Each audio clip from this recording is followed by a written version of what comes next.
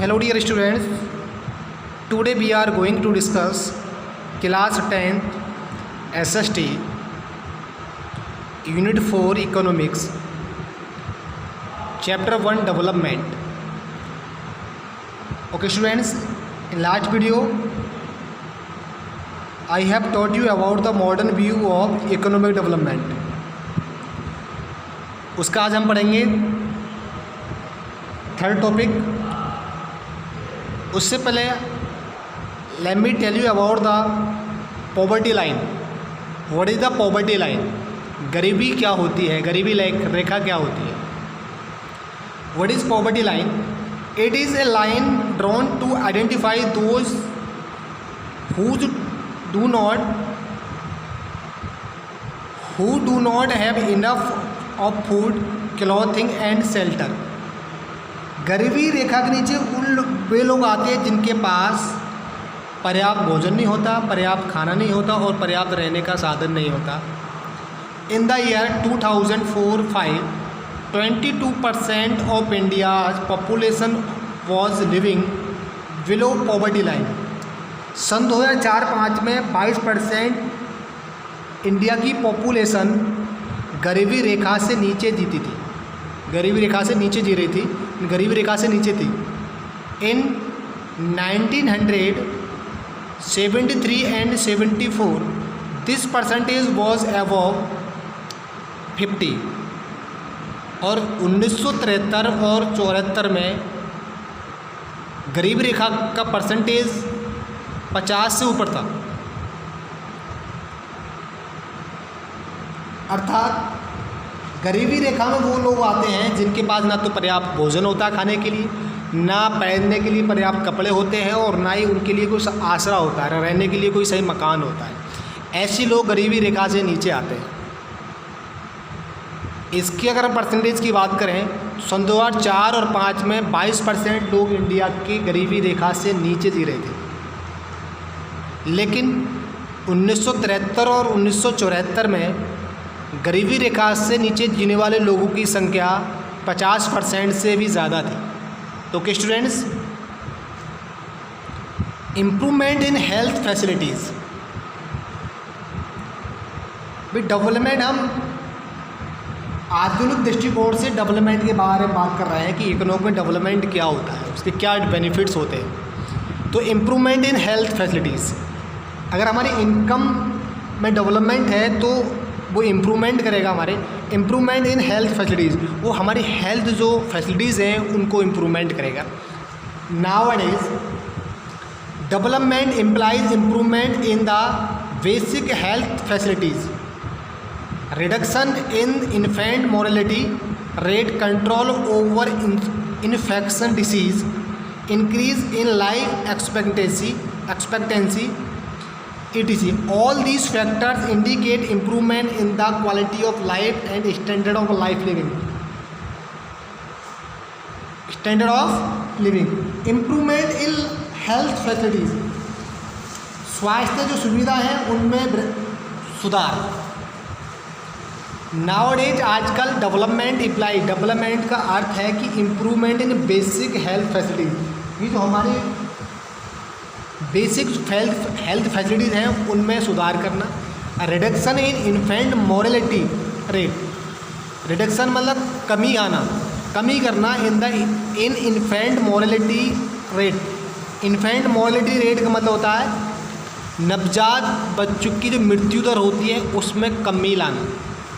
नहीं, हमारी जो हेल्थ इम्प्रूवमेंट का मतलब ये है, हेल्थ फैसिलिटी इम्प्रूवमेंट का मतलब है कि हमारी जो हेल्थ की बेसिक आधारित जो फैसिलिटीज़ हैं उनमें इम्प्रूवमेंट करना, उनमें डेवलपमेंट करना, और जो नवजात शिशु की मृत्यु दर है उसको कम करना होता है. And control over infection disease, और जो भी हमारी संक्रमित बीमारियां होती हैं उनको कंट्रोल करना. And increase in life expectancy, और ज़िंदगी की जो इरादे हैं, जो आशाएं हैं उनको बढ़ाना. All these factors indicated improvement in the quality of life and standard of living.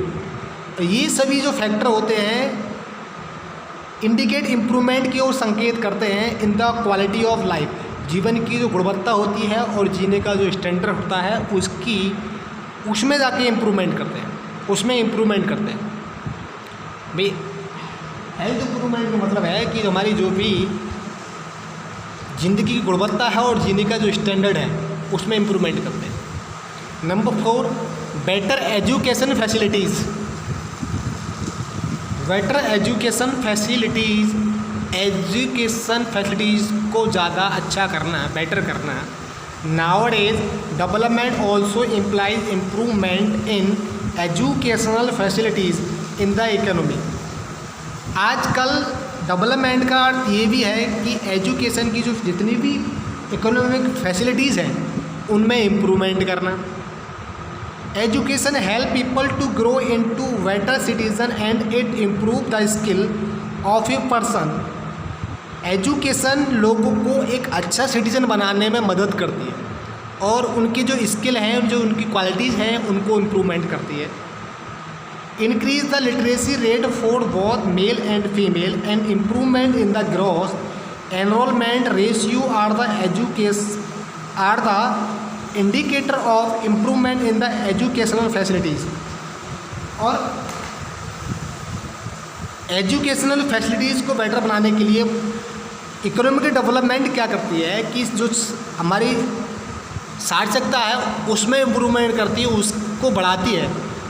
और लिटरेसी की जो भी रेशियो होता है मेल और फीमेल, उन दोनों में जाके इम्प्रूवमेंट करती है, उन दोनों के रेशियो में इम्प्रूवमेंट करती है कि मेल एंड फीमेल दोनों को ज़्यादा की शिक्षाओं में डेवलपमेंट करती है, इंक्रीजमेंट करती है।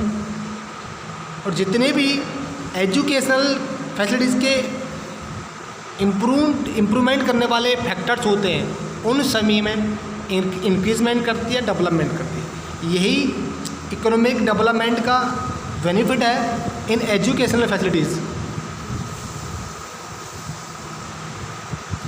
जूडियस यूज़ ऑफ नेचुरल रिसोर्सेज। न्याय तौर पर जूडियस यूज़ में नैतिक यूज़ ऑफ नेचुरल रिसोर्सेज, प्रकृति के जो नेचुरल रिसोर्स होते हैं, प्राकृतिक जो स्रोत होते हैं, उनका सही ढंग से यूज करना सिखाती है, कैसे यूज करते हैं, उनमें डेवलपमेंट करती है। Modern approach on development also means sustainable development in the economy. जो हमारे आधुनिक दृष्टिकोण है डेवलपमेंट में, उसका अर्थ ये भी है कि जो हमारा इकोनॉमी का डेवलपमेंट है उसको बनाए रखें, उसको बरकरार रखें। It aims at the maintaining the quality of life for both present and future generation without excessive exploitation of natural resources. इसका उद्देश्य ये है कि लाइफ की गुणवत्ता को बनाए रखती है प्रेजेंट के और फ्यूचर की जनरेशन के लिए, बिना किसी जो हमारे प्राकृतिक फूड्स होते हैं उनका शोषण बिना शोषण के वर्तमान लाइफ व्यक्तियों की लाइफ का जो स्टैंडर्ड है, लाइफ की जो गुणवत्ता है उसको बनाए रखती है और फ्यूचर में आने वाले जो भी जनरेशन है उनकी लाइफ की गुणवत्ता को बनाए रखती है। It imply that natural resource should be rationally used so that future generation too can meet their needs of natural resources. इसका मतलब ये है कि natural resource should be regionally use. जो नेचुरल हमारे रिसोर्स हैं, जो हमारे प्राकृतिक साधन हैं, उनका सही ढंग से प्रयोग किया जाए ताकि आने वाली जो हमारी फ्यूचर की जनरेशन है वो नेचुरल रिसोर्सेज से वंचित ना रहे, वो भी नेचुरल रिसोर्सेज का प्रयोग कर सके। तो judicious use of natural resource का मतलब है कि जो हमारे नेचुरल रिसोर्स है, प्राकृतिक संसाधन है, उनका सही वे में अच्छे ढंग से यूज किया जाए प्रेजेंट में भी और फ्यूचर में भी। और जितने भी हमारे नेचुरल रिसोर्स हैं उनको इस तरीके से यूज किया जाए कि हमारे आने वाली जो जनरेशन है वो हमारे नेचुरल रिसोर्सेज से वंचित ना रहे, उनको वो भी प्राप्त कर सके, उनको संचय कर सके, उनका यूज कर सके। तो okay students, I hope you have understood to here revise once again. Okay students, okay, thanks a lot and have a nice time.